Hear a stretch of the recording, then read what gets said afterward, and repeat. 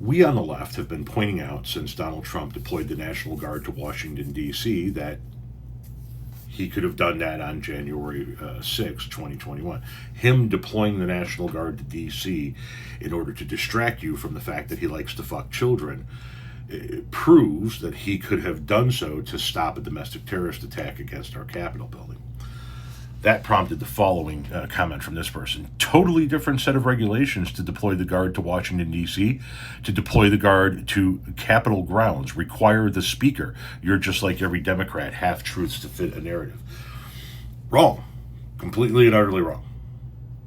First, let's go back to this whole original claim that Pelosi did not block the Pelosi blocked the National Guard from coming to the Capitol on January 6th. That is completely and utterly false.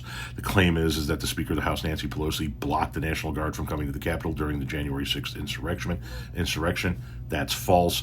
As Speaker of the House, Pelosi does not direct the National Guard. Further, the Capitol came under attack. She and the Senate Majority Leader called for military assistance, including the National Guard. So let's just put that to bed. Now, from the Washington, D.C.'s own National Guard's own website, the District of Columbia's own website, the D.C. National Guard was formed in 1802 by President Thomas Jefferson to defend the newly created District of Columbia. As such, the commanding general of the D.C. National Guard is subordinate solely to the President of the United States.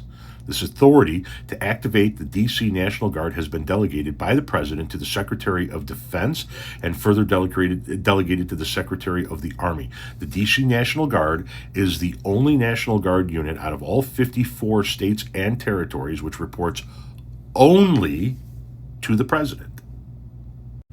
Now here's a summary of the rules and processes governing the deployment of the National Guard to the Capitol grounds.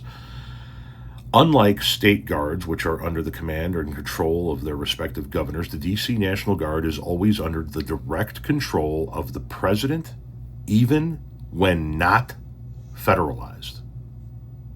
This unique arrangement means the President can deploy the D.C. National Guard and for law enforcement purposes without going through the same procedures as with the other National Guards.